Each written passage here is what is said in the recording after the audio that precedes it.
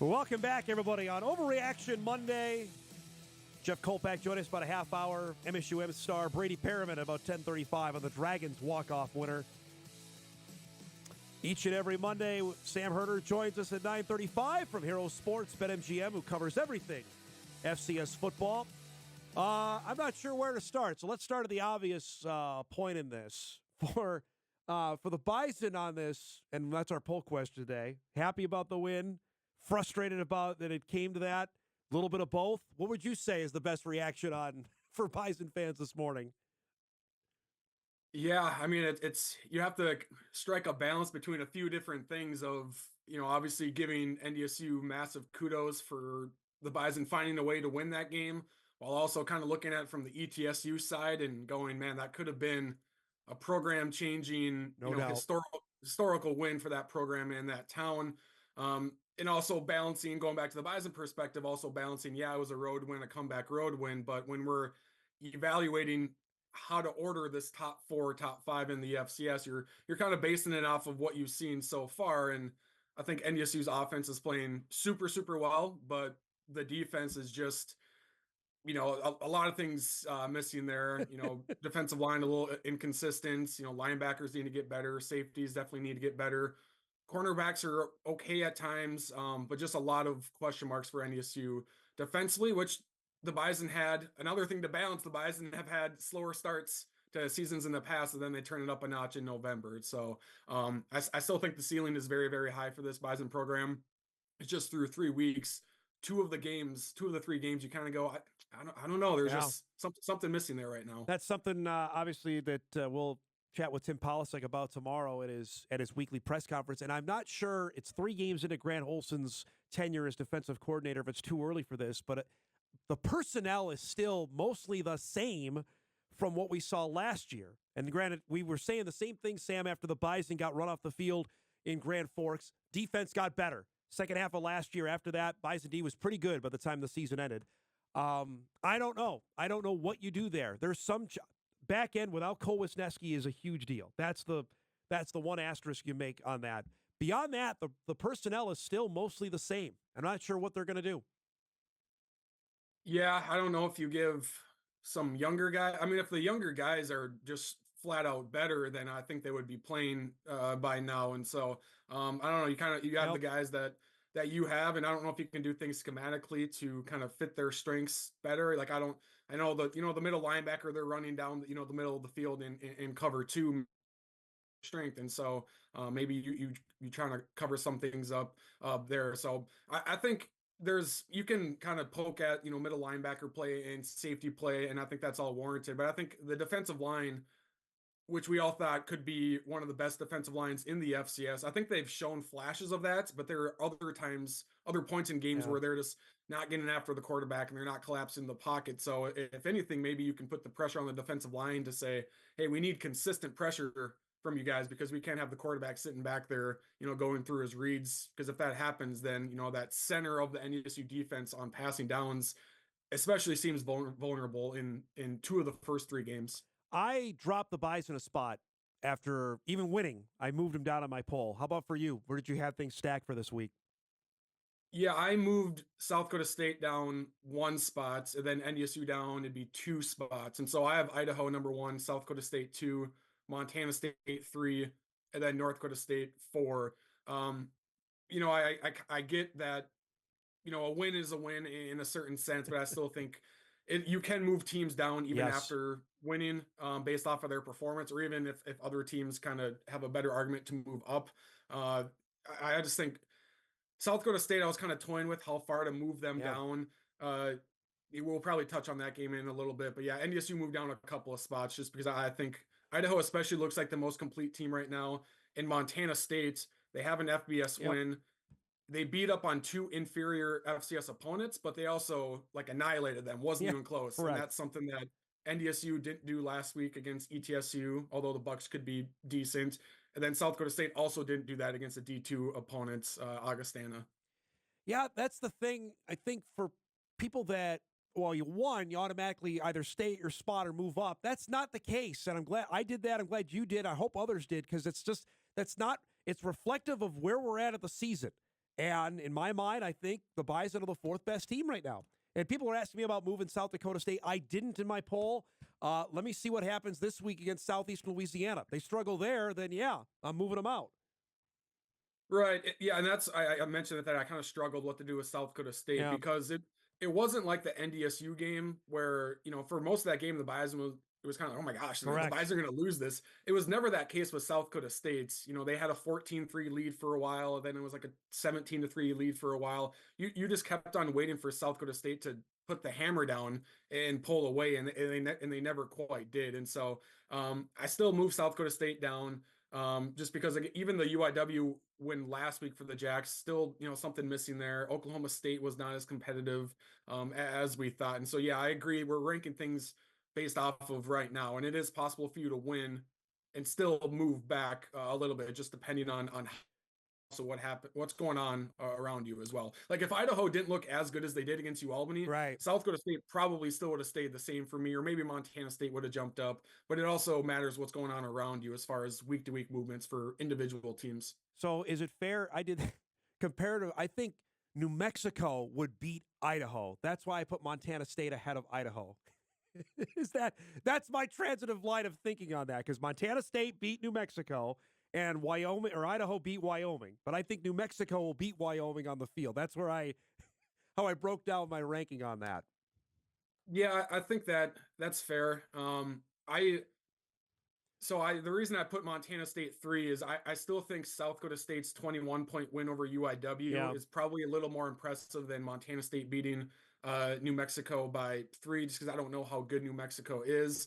Same thing with Idaho in a sense. Like Wyoming doesn't look very good, but it's an FBS win. But then I think the Vandals have the best, most convincing ranked win right now by beating up on UAlbany. And again, everything is so fluid. And if UAlbany goes on to be 0-8, then that win for Idaho doesn't look as good, and maybe you don't weigh that as heavily. So everything is so fluid. It's the middle of September.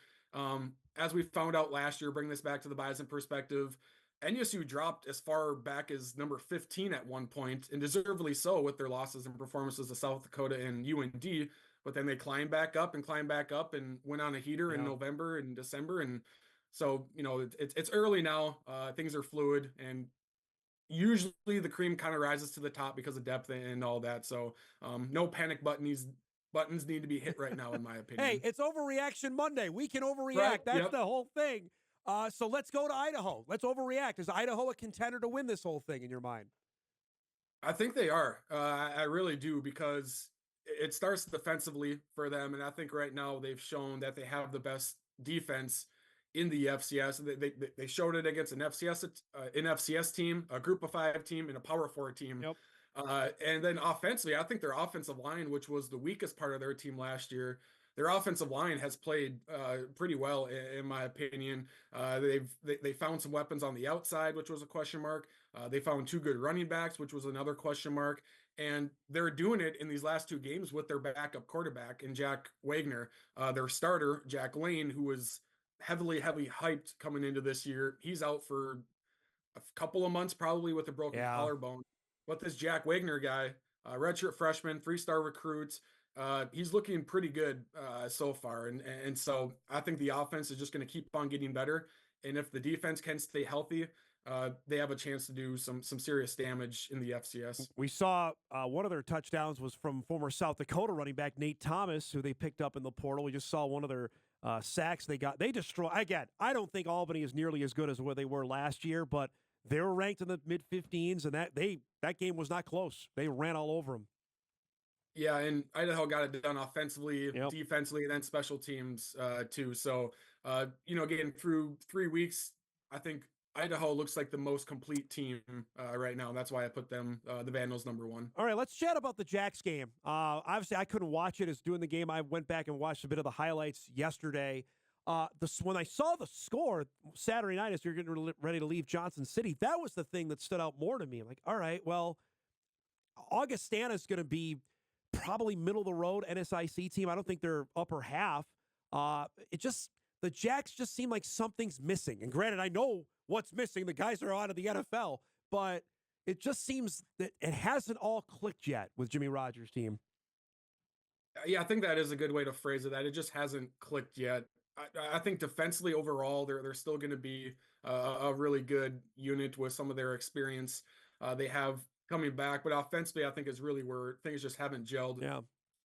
quite yet. And they have great talent, but it's just I think it's the inconsistency factor where the offensive line, which has three new starters, has looked really good at times, and then there's other points in the next drive or later on in the same drive where they don't get as good of a push as they had earlier on in the drive, and they've had some promising drives stall out, and Mark Gronowski just looked he had some uncharacteristic interceptions last week where some he just kind of threw right into the secondary and went Yeah. right to safety. And I don't know if that was a miscommunication or I don't know what the deal was there. And I think South Dakota State also rested some guys last week, like Angel Johnson didn't play. I think one of their starting offensive linemen didn't play. It seemed like they had a pretty dumbed down game plan, to put it lightly. Like they weren't throwing a whole lot out there. And so maybe that was a part of it as well. And I just think they took Augustana's best shot as well. So No doubt. again, not completely excusing the performance because like I said, I did move South Dakota State down. But yeah, that was just kind of an odd clunker of a performance, and we'll see how the Jacks kind of build off of that and if they can keep on getting better throughout the season. UND hammered Idaho State. They're now 2-1. They still have two more games at home before they leave Grand Forks, and that's only going to Fargo when they play the Bison here in a couple weeks. What do we make of the Fighting Hawks now at 2-1? Yeah, that was an impressive win, I thought, and a really decisive one against an Idaho State team that isn't. They're not awful, but they're a middle of the road, maybe two-thirds of the Big Sky, and so they're a decent team that can push you. I mean, they nearly beat some good Big Sky teams last year, and so I know it was a game we referenced last week Yep. where UND has had some huge wins in the past, and then they couldn't carry that momentum over because Idaho State was lurking in 2018 and in 2019 and pulled off the upset. And so I thought it was a very convincing win. I thought it was a mature performance by It's a UND good way to where put they it. just Yep. didn't, yeah, they just didn't let Idaho State's, hang around at all. Idaho State scored a couple of touchdowns in the second half to not make it look as bad, but it was like 38-3 Yeah. at one point. So UND just kind of put it to them early on and held on to that lead.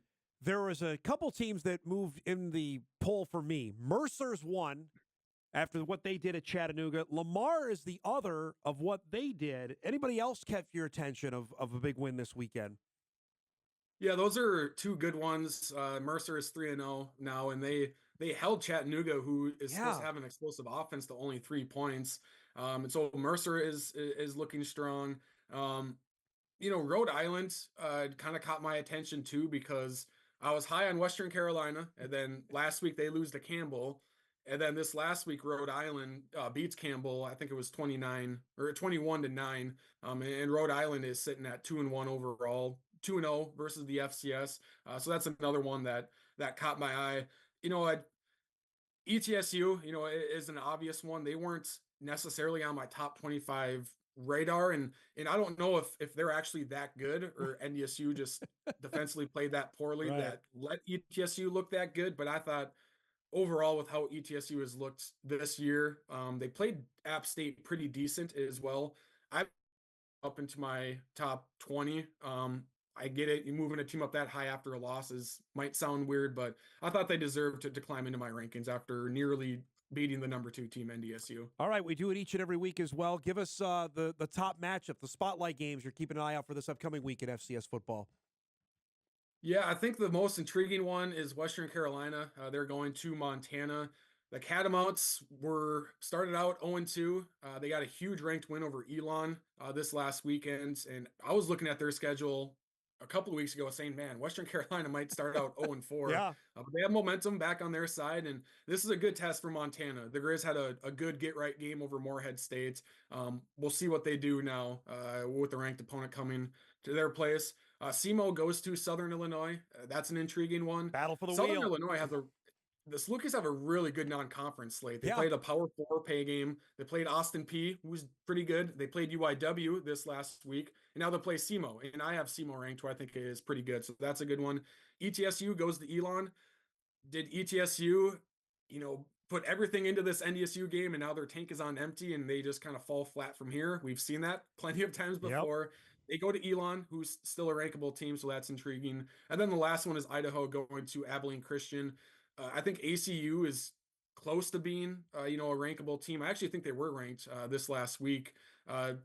Really explosive offense. They took Texas Tech into overtime a few weeks ago. The Vandals go on the road, so their defense will be tested. I think that's another really intriguing one. Two things before we go. Towson nearly beats Villanova. We're going to see the Tigers here on Saturday. Is that a reflection on Villanova, or is Towson better than we thought? I think Towson is getting there. They made a really good head coaching hire, and I believe Pete Shinnick, I believe is how you pronounce his last name. He came from a D2 power, and so he's turning Towson around, and they were really competitive last year. They just couldn't pull off close wins, close upsets, and so I think it is a bigger reflection on Towson and how much they're getting better. So this is a good test. Towson is much better than Tennessee State. Maybe they're on the same level as ETSU, strength-wise, and so it's a good test for the Bison. Youngstown State lost to Duquesne. How bad is that for the Valley? It's not good, especially for Youngstown, proud program. It seems like they always play Duquesne. I think it's a regional thing there, and they, it's usually a pretty easy win. So, that was an easy call for, I think, most voters to drop Youngstown out of their top 25 ballots. That was just not a good performance. It doesn't reflect well on Youngstown, that had a lot of question marks coming in, and then you lose to Duquesne, who is partial scholarship. Yeah. Obviously kudos to Duquesne, but from a Youngstown perspective, just not a good loss for that program. I look at it back-to-back weeks now. Eastern Washington loses to Drake, non-scholarship. Youngstown loses to Duquesne, partial scholarship. Where are we at? Can we take a broad picture on FCS? Two traditional really good programs, powers, losing to teams like that? Is it a statement of where we're at, or just it was a fluke thing that they won that week? Yeah, I think it's probably more closer to, Youngstown when they lost so much to the portal. That just dropped them way back. Eastern Washington has kind of been, honestly, in free fall for the last few years. But the Pioneer Football League has competed decently well in some of their games, and they actually surprisingly take a decent amount of FBS transfers. And so, maybe the Pioneer Football League is a little better than we expected, and they just get overlooked in some of these games and pop some surprises. I know Duquesne is out of the NEC, and that's partial scholarship, but Duquesne beats who was it, Towson, a few years ago in the playoffs. Yep. So they have the capability to pull off these upsets every now and then. I still think at the end of the day, the cream is going to rise to the top, and we're still going to see the same group of teams for the most part deep in the playoffs. But it's the second, third, and fourth tier of the FCS that you can kind of just at some points mingle together a little bit and have them kind of fight out the depth of the FCS. You're the man. Great stuff as always. Have a great week. We'll do it again next Monday. All right. Okay, sounds good. Thank you. Sam Herder, Hero Sports, BetMGM, joins us each and every Monday, gives us his top games of the week and reacting to what we saw from another head-shaking weekend of FCS football. We'll break. We come back, wrap up hour one. Jeff Kolbeck on deck for our second hour. Your emails are pouring in. Keep them going. Reaction to the Bison victory against ETSU. We're back on Hot Mic right after this.